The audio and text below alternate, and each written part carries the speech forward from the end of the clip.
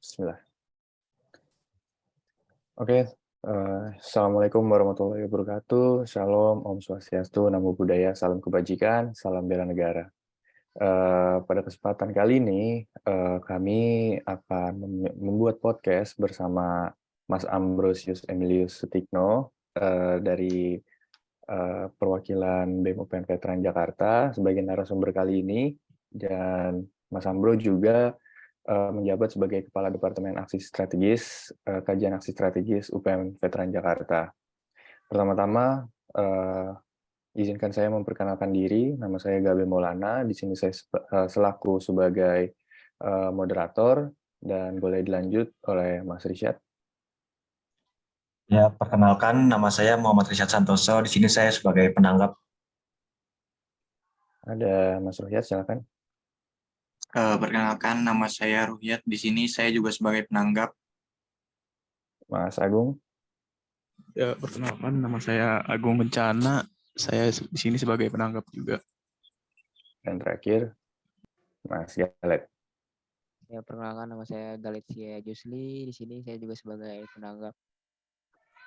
Oke, jadi pada kesempatan kali ini, kami di podcast kali ini akan membahas mengenai korupsi, oligarki, dan kesenjangan sosial. Dan sebelum kita masuk ke sana, jadi saya akan memaparkan sedikit mengenai tujuan dibuatnya podcast ini. Jadi dibuatnya podcast ini sebagai tujuan untuk memenuhi persyaratan ujian akhir semester mata kuliah Demokrasi, Tata Kelola, Pemerintahan yang Baik.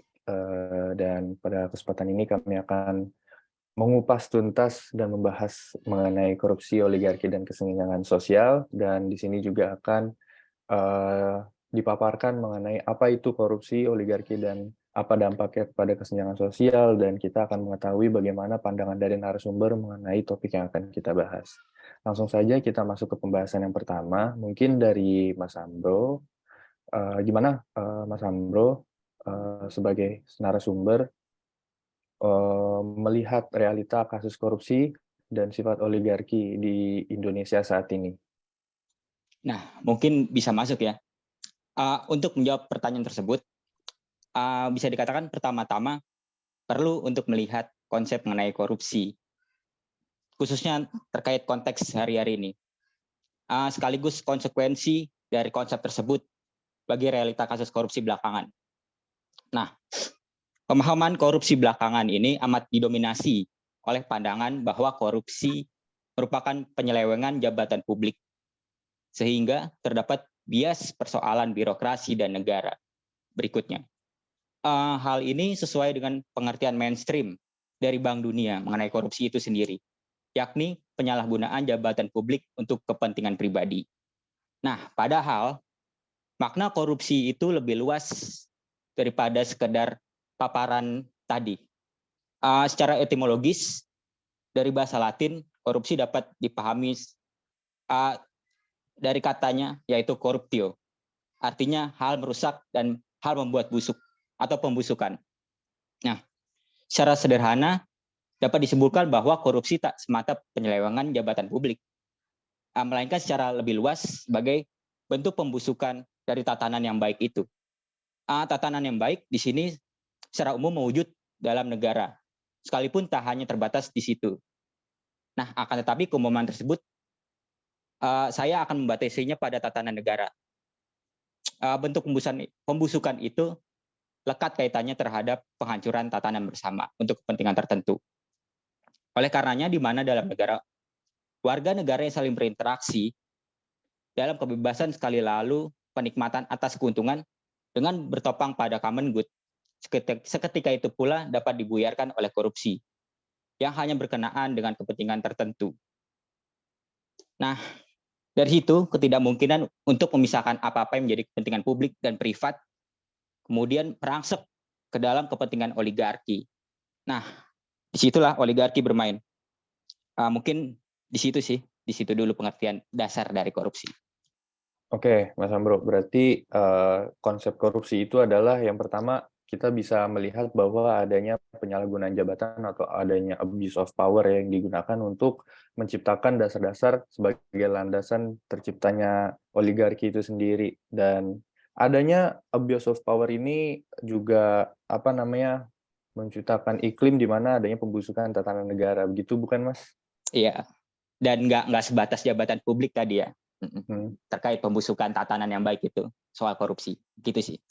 Oke, nah untuk masalah sifat korupsi dan apa namanya dan adanya iklim yang tercipta dari korupsi itu kan adanya oligarki, dan gimana Mas Ambro itu melihat realita mengenai kasus korupsi dan oligarki yang ada di Indonesia, karena pada umumnya sekarang itu kan akhir-akhir ini juga banyak tuh demo-demo atau apa namanya kampanye-kampanye melalui media sosial yang ya kita bisa lihat adanya mana pemerintah tidak melakukan sanksi atau tidak memberikan sanksi yang konkret untuk menghukum para koruptor, dan gimana pemerintah itu harus menyampingkan kepentingan-kepentingan dari sekelompok yang memiliki jabatan aja gitu. Karena di Indonesia saat ini kan kita udah menuju ke sifat oligarki. Gimana Mas Ambro melihat hal tersebut? Pertama-tama sih dari definisi sederhana tadi ya, tidak adanya atau kealpaan terhadap pengertian publik dan privat menurutku menjadi penting sih soal oligarki tadi, yang dimana kepentingan publik itu terkait dengan kebaikan bersama ya, kerap kali diterobos oleh kepentingan privat atau kepentingan tertentu. Mungkin dari situ sih aku melihatnya.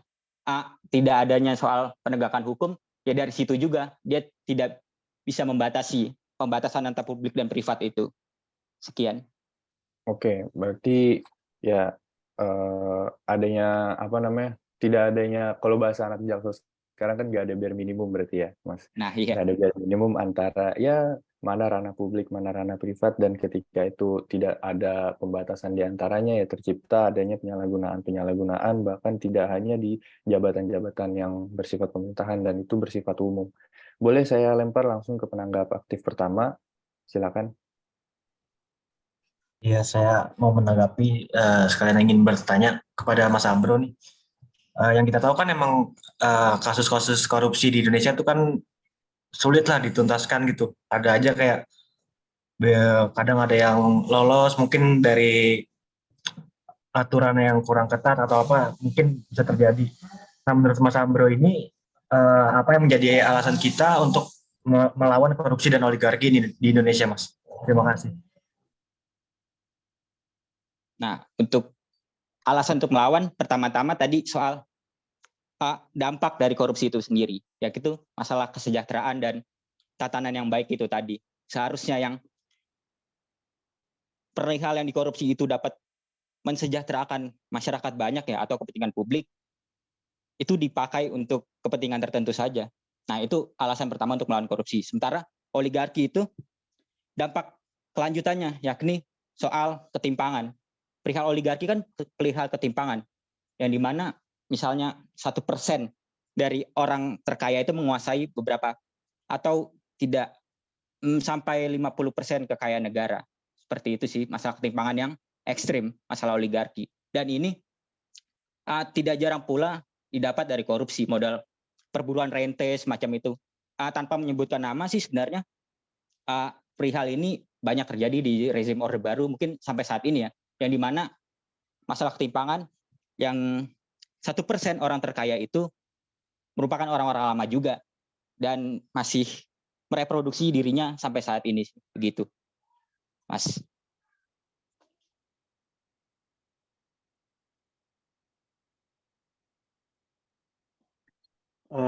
Saya mau menanggapi sedikit sama ada pertanyaan juga.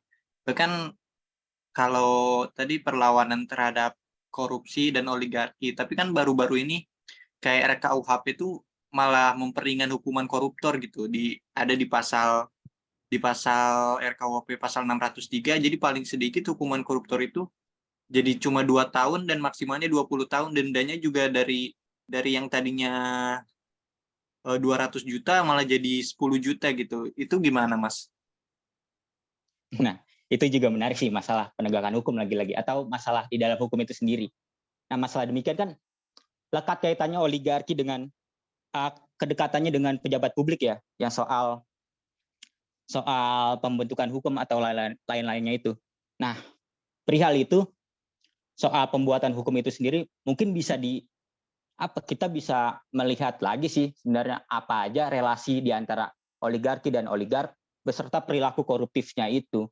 Kita melakukan semacam bisa dibilang check and balance perihal produk hukum yang keluar belakangan ini termasuk KUHP itu sendiri. Menurutku begitu sih. Oke, tadi kan udah ada 2 penanggap aktif, dan aku mau ngasih tanggapan sedikit mungkin, Mas.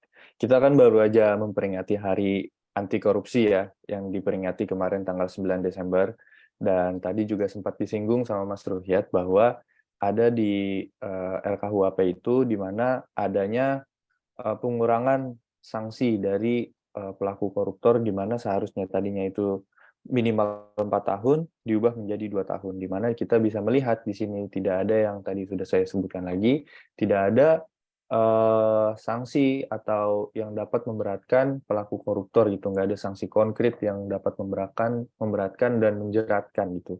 Dan saya sebenarnya ingin bertanya sedikit sih Mas, bahwa kalau misalnya kita mengalami kemunduran lah, saya bahasanya di sini karena ini kan RKUHP ini juga banyak diomongin di media sosial sebagai kayak ya udah kita punya RKUHP tapi kita hidup di zaman modern, landasan hukum kita kembali ke zaman feodal. Nah, gimana menurut pandangan Mas Ambro, apakah kita memang benar-benar mengalami kemunduran dalam instrumen hukum yang ada di Indonesia, dan apakah pemangkasan sanksi yang diberikan kepada orang-orang yang akan melakukan kejahatan dan merugikan masyarakat banyak itu merupakan suatu langkah yang tepat, Mas. Gimana menurut tanggapan Mas Ambro? Dilihat dari pasal KUHP tadi yang disebutkan, jelas itu kemunduran. Tetapi masalah produk hukum itu tidak semata dilihat hanya pada tataran di hukum itu sendiri, hukum yang tertulis itu sendiri. Nah, melainkan aku mau lebih jauh mengangkatnya ke persoalan etis dan moral ya mungkin ya. Yang kalau di istilah hukum progresif itu di luar dari hukum yang tertulis itu. Nah, masalahnya perihal korupsi itu soal tadi pengingkaran terhadap kebaikan bersama. Nah, itu jelas menjadi semacam yang harus diberantas sih menurutku. Dan perihal hukum itu sendiri ya harus melampaui dari apa yang terucap di dalam undang-undang. Harus melampaui itu sih menurutku. Gitu sih, Mas. Oke. Sebenarnya ada sedikit yang menarik sih, Mas. Gimana kita kan tadi udah banyak membahas mengenai korupsi, terus kita juga udah menyinggung mengenai ada kemunduran dalam instrumen hukum dan ada RKUHP gitu kan. Nah, sebenarnya yang sekarang aku pengen tahu banget menurut Mas Ambro ini, gimana sih, apakah benar yang udah diomongin sama masyarakat banyak gitu kan, yang udah dilaksanakan di demo-demo, apakah benar Indonesia ini sudah mengarah ke arah-arah oligarki, Mas? Sebenarnya kalau mau diakui sih udah lama ya, udah dari dulu, sudah zaman Orde Baru gitu ya, mengarah ke oligarki ya. Mungkin sekarang oligarki itu sudah berangsek ke dalam demokrasi ya, demokrasi kita sekarang. Kalau Pak Lukijani di tulisannya di jurnal Prisma, dia nyebutnya saat ini adalah rezim demokrasi yang hibrida ya. Di satu sisi dia demokratis, tetapi di sisi lain otoritarian dan oligarki di situ bermain. Nah, menurutku begitu sih. Oke. Jadi ada yang sedikit menarik teman-teman semua. Jadi Mas Ambro ini pernah menerbitkan artikel yang berjudul Antinomi Pancasila, Antara Ideologi dan Bukan Ideologi di website Kumparan ya waktu itu. Nah, sebenarnya ada sedikit yang bisa disinggung nih. Kita kan melihat bahwa kita memiliki ideologi kan, dan ideologi kita tertuang dalam instrumen hukum yang memang kita udah anut dari lama lah, yang udah dibuat susah payah sama founding father kita. Dan ketika adanya sifat oligarki ini yang mulai mencuat di Indonesia, apakah itu akan merusak ideologi itu sendiri, Mas?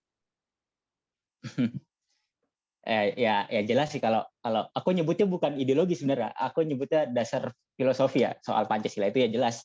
Dia itu soal di dalam sila sendiri itu kan, dari Pancasila itu sendiri terlihat dari sila-silanya bahwa masalah keadilan itu adalah masalah penting ya. Sementara oligarki atau definisi dari oligarki itu sendiri bisa dibatasi bahwa hanya beberapa orang yang kekayaan materialnya cukup besar. Itu permainan sistem. Sementara oligark itu adalah subjeknya. Jadi masalah ketimpangan yang lekat dengan oligarki telah mengangkangi dari Pancasila itu sendiri sih menurutku, dari dasar filosofi atau sebutannya filosofis Grundslag ya. Gitu sih. Oke. Untuk penanggap aktif, saya kembalikan untuk Mas Rishad tadi untuk menanggapi. Bagaimana, Mas? Ya, saya mau menanggapi nih. Memang benar kan kalau korupsi itu kan memang harus kita lawan ya, karena korupsi itu bukan hanya melanggar hukum, tetapi juga melanggar hak asasi manusia untuk hidup sejahtera. Saya ingin bertanya lagi, Mas, menurut Mas Samdo ini, apakah para koruptor ini melakukan tindakan korupsi, apa karena mereka kurang puas dengan kekayaan mereka, ataukah mereka punya jabatan, jadi lebih mudah untuk melakukan kasus korupsi tersebut tanpa memikirkan hak dari masyarakat lainnya, Mas? Terima kasih, Mas. Mungkin bisa dilihat dari kasus per kasus ya. Misalnya kayak oligark itu kan jelas dia sebutannya akumulasi kapital. Dia tuh harus terus mendapatkan kekayaannya itu. Akumulasi kapital yang terus dilipat gandakan. Itu kalau dari oligark. Sementara kalau di pejabat publik bisa dari beberapa konteks sih. Kayak misalnya ada kesempatan di situ atau mungkin regulasi yang mudah disusupi atau mudah mendapatkan kesempatan untuk korupsi. Menjawab pertanyaan itu menurutku tergantung konteksnya sih seperti apa. Ya, mungkin begitu. Oh, jadi mungkin kalau dari dia memiliki jabatan, jadi mungkin dia lebih mudah mencari celah-celahnya gitu ya, Mas? Oh iya, bisa. Terima kasih, Mas, jawabannya, Mas. Oke. Untuk penanggap aktif selanjutnya, saya berikan kesempatan kepada Mas Agung untuk memberikan pertanyaan, dan selanjutnya setelah jawaban diberikan oleh narasum, silakan diberi tanggapannya. Silakan, Mas Agung. Baik, terima kasih Mas Gabe. Ya, mungkin saya ingin bertanya Pak Mas Ambro, bagaimana sih kan kita ketahui oligarki dan korupsi itu udah merajalela gitu masuk ke pemerintahan kita. Itu gimana menurut Mas Ambro solusi dan apa gitu yang bisa bisa diatasi gitu oleh pemerintah agar hal ini tidak merembet ke kesenjangan sosial di Indonesia ini. Menurut Mas Ambro gimana? Terima kasih. Mungkin pertama itu harus adanya kemauan ya memberantas korupsi itu sendiri. Nah, tapi kalau jawabannya seperti itu nampaknya kurang menusuk gitu, kurang menohok untuk membongkar relasi korupsi. Nah, pertama-tama aku mau melihatnya, kita tadi bahas oligarki dan korupsi, aku melihatnya harus ada yang benar-benar memotong relasi itu antara oligarki atau pejabat publik dengan korupsi, dengan tindakan korupsi itu sendiri. Nah, mungkin menurutku begitu. Bagaimana Mas Agung tanggapannya? Baik, berarti harus ada kemauan dari di dalam kubu pemerintahnya itu sendiri berarti ya Mas? Iya, benar. Kemauan dan perubahan sistem sih menurutku yang penting ya. Misalnya ambil contoh dari badan publik kita yaitu partai politik. Partai politik tuh kadang-kadang lekat kaitannya dengan perilaku koruptif, terutama menjelang pemilu ya. Kelekatan itu karena dia berelasi dengan, kalau bisa disebut ya, oligark tadi. Karena biaya politik yang mahal, di situ relasi itu dapat menguntungkan partai politik dan agenda-agenda oligark bisa masuk di dalamnya melalui pejabat publik yang ada di partai politik tersebut dan aparatus lainnya. Nah, mungkin solusinya untuk menghadapi persoalan tersebut perlu adanya lembaga tertentu, lembaga independen untuk benar-benar melihat relasi tersebut atau paling tidak menjaga dari pendapatan dari partai politik agar kepentingan oligark tidak masuk ke dalam partai politik sebagai badan publik itu. Begitu sih, Mas.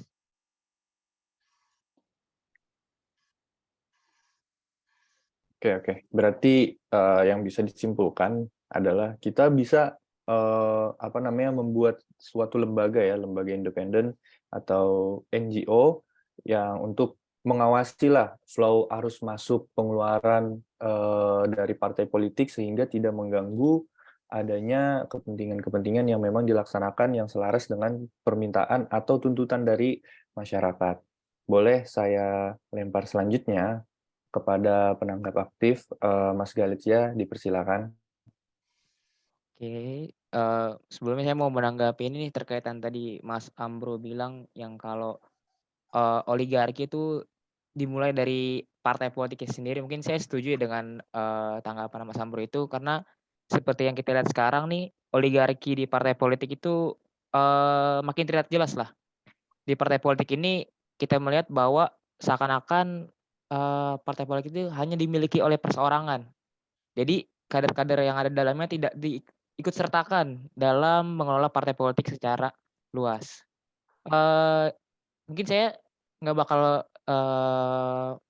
masuk ke dalam masalah oligarki atau korupsi. Saya mau menanya nih terkait ini Mas, dari tadi kan Mas Ambro bilang kalau misalnya korupsi dan oligarki itu menjadi penyebab utama lah dari ketimpangan sosial. Sebenarnya itu benar nggak sih Mas kalau misalnya oligarki dan korupsi itu menjadi penyebab utama terjadinya ketimpangan sosial di Indonesia? Karena yang kita tahu kan ketimpangan dan kesenjangan sosial itu sangat luas ya, ini terjadi secara besar-besaran nih Mas. Itu sih Mas dari saya. Nah, persoalan tadi soal oligarki dan ketimpangan, menurutku sih oligarki bisa menyebabkan ketimpangan karena tadi akumulasi dari kekayaan itu, dari sistem untuk menjaga akumulasi kekayaan itu dari para oligark atau orang yang super kaya itu. Nah, caranya ya tadi lewat sistem dari partai politik atau melalui kebijakan hukum dan lain-lainnya itu. Nah, mungkin aku bisa ngelihatnya begini ya. Masalah oligarki untuk bisa menuntaskan itu ya kita menawarkan sebuah kebijakan baru. Nah, salah satunya adalah merubah struktur ekonomi politik. Merubah struktur ekonomi politik seperti apa? Mungkin bisa berawal dari yang sederhana, dari yang sesuatu yang melekat dengan diri kita, yakni tanah. Nah, aku menarik sih, aku menulis kajian di BMU itu soal reforma agraria dan solusinya untuk permasalahan struktur ekonomi politik yang timpang dari perihal oligarki itu. Mungkin bisa dibaca untuk kelanjutannya sih, Mas. Menurutku sih begitu.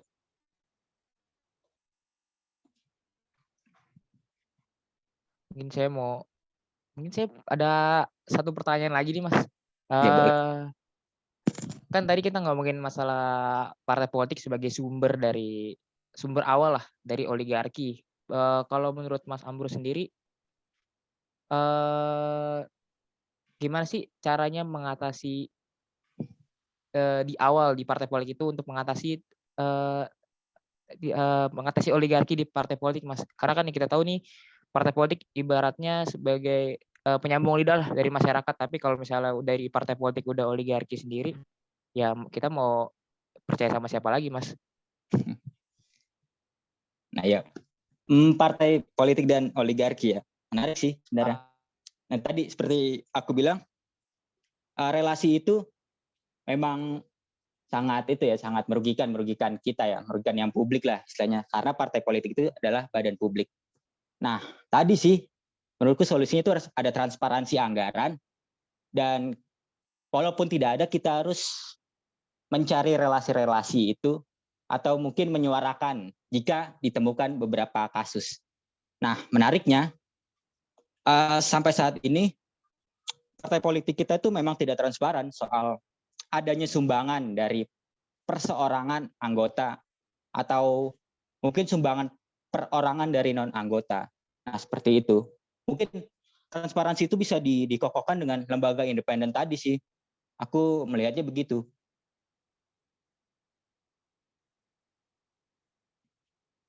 Oke, mungkin aku izin menanggapi sedikit. Tadi kan udah kita bahas mengenai apa dasar yang membuat kesenjangan sosial terjadi di Indonesia, lalu gimana kita bisa melakukan turning back atau turn point-nya, ya kita bisa melakukan transparansi dari partai politik itu sendiri atau badan-badan atau pihak-pihak yang terkait, dan kita juga bisa mengambil korelasi antara transparansi dan lembaga independen sebagai solusi dari adanya antisipasi yang dibuat dari oligarki dan untuk mengantisipasi adanya korupsi juga. Nah, tadi udah dari Mas Galet, sekarang saya akan memberikan kesempatan lagi kepada Mas Rusyad untuk memberikan tanggapan atau pertanyaannya. Dipersilakan, Mas. Iya, izin masuk Mas Amro. Kan tadi sedikit disinggung ya sama teman-teman, sama Galet juga disinggung tentang oligarki dan partai gitu. Tapi ngaruh nggak sih Mas kalau misalnya bukan rangkap jabatan juga ya dibilangnya. Jadi yang ngisi-ngisi jabatan atau yang petinggi-petinggi negara itu dia selagi jadi pemegang jabatan dia juga nyambi jadi pengusaha gitu Mas. Itu ngaruh nggak sih jadi lebih ke oligarkiannya tuh lebih besar gitu Mas. Gara-gara dianya sekaligus megang jabatan sekaligus dia pengusaha juga gitu. Nah, ya, salah satu contoh ya bisa dikatakan ya lahirnya undang-undang cipta kerja itu sih, relasi antara politisi dan pengusaha. Soal keterlibatan dia sekaligus pengusaha yang menjadi politik kepentingan di partai politik atau di saat menjadi parlemen dan mengesahkan undang-undang cipta kerja. Nah, menurutku sih bisa itu, tapi dia tidak otomatis menjadi oligarki karena dia hanya sebatas elit ya, hanya sebatas pengusaha. Kita bisa lihat tingkat kekayaannya tidak memang terlalu tidak besar ya kalau masalah politisi itu sendiri dibandingkan dengan pengusaha-pengusaha atau oligark lama itu yang udah established sejak Orde Baru. Menurutku dia bukan semacam oligark sih, atau bukan oligarki, dia hanya sebatas politisi dan memiliki politik kepentingan itu, dan jelas korupsi sih menurutku karena mengangkangi common good itu tadi. Begitu sih menurutku.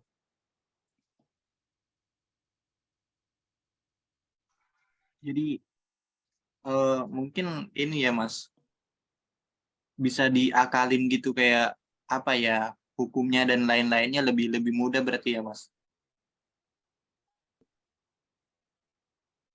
Ya bisa, ya relasi itu ya selalu ada sih menurutku ya antara pengusaha dan politisi dan pembuatan kebijakan yang menguntungkan dirinya. Begitu sih.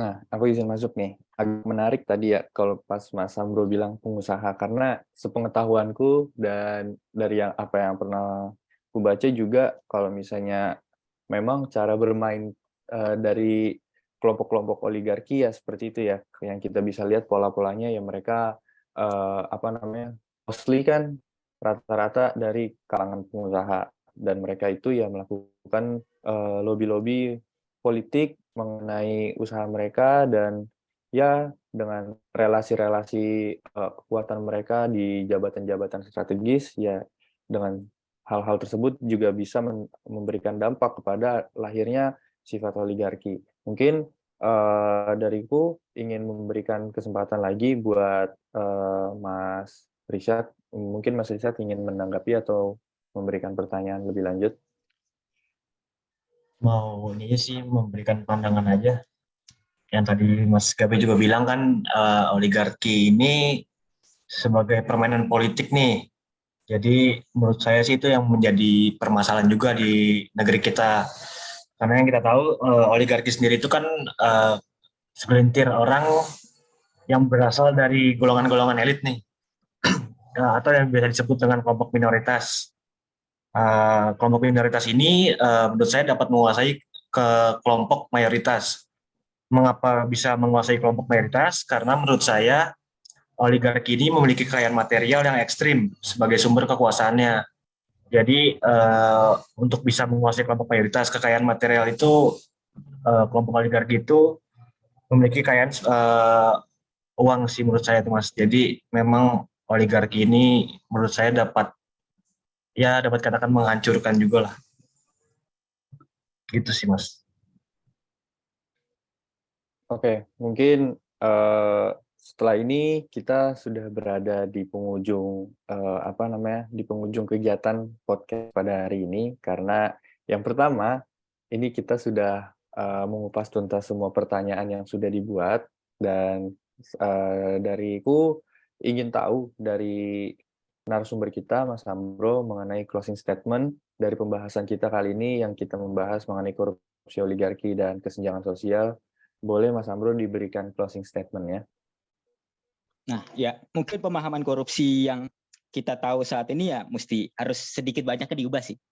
Yang nggak cuman pada tataran jabatan publik ya atau pejabat negara. Nah, korupsi itu bisa lebih luas lagi kita tarik soal masalah-masalah pengangkangan terhadap common good atau kepentingan bersama itu tadi untuk mensejahterakan masyarakat, mungkin begitu masalah common good yang diterobos oleh kepentingan tertentu. Nah, di situ berkelindahan pula persoalan oligarki dengan para oligarknya itu. Karena dia merupakan orang yang menggunakan sistem untuk memperkaya dirinya sendiri agar kekayaan yang besar yang dimilikinya dapat terjaga dan terakumulasi kemudian. Nah, mungkin solusinya ya kalau dari masalah politik elektoral tadi, pembentukan lembaga independen. Sementara kalau di luar dari politik elektoral kita bisa merubah struktur ekonomi politik, misalnya dengan membuatnya kebijakan reforma agraria, soal tanah itu tadi ya. Seperti itu sih Mas. Oke, ini menarik banget bahwa kalau misalnya kita melihat ya, tadi ada Mas Amro juga nge-mention banyak lah sudut pandang yang mungkin kita sebagai sesama mahasiswa dari ya ada tingkatnya Mas Amro lah, kita banyak dapat referensi baru, kita dapat insight baru gitu. Ya, kita juga baru tahu kalau misalnya tadi melalui reformasi agraria kita bisa menahan sifat-sifat atau landasan-landasan yang mungkin bakal terciptanya adanya oligarki itu sendiri. Dan kita juga mengetahui bahwa transparansi di setiap sektor pun sangat dibutuhkan, bahkan di tatanan urusan pemerintahan ya Mas ya, dari relasi antara partai politik itu sendiri dengan lembaga-lembaga pemerintahan terkait, ya memang kita membutuhkan transparansi agar mengetahui apa yang dibawa dari kepentingan-kepentingan, apakah selaras yang dibawa dari pemerintahan itu untuk kepentingan publik. Baik, mungkin dari kami sebagai kelompok, kita kelompok berapa, Men? Kelompok 6. Kelompok 6, oke. Mungkin kami dari kelompok 6 mau mengucapkan terima kasih banyak kepada Mas Anggo atas kesediaannya hari ini sebagai narasumber untuk melakukan pembahasan korupsi, oligarki, dan kesenjangan sosial. Mungkin dariku sekian. Saya mewakili teman-teman semua dari Mas Rishad, Mas Ruhyat, Mas Galet, dan Mas Agung, dan serta mewakili diri saya sendiri mengucapkan terima kasih banyak dan permohonan maaf kepada teman-teman atau audiens yang mungkin nantinya akan melihat video ini apabila kami melakukan kesalahan kata dan kekurangan atas pemaparan materi dan sesi tanya jawab yang kami lakukan bersama narasumber. Kami mohon maaf sebesar-besarnya karena kesempurnaan hanya milik Tuhan Yang Maha Esa. Baik, sekian dari pemaparan podcast kali ini dalam mata kuliah Demokrasi Tata Kelola Pemerintahan yang Baik. Mohon maaf bila ada kesalahan kata. Wassalamualaikum warahmatullahi wabarakatuh. Selamat sore dan terima kasih.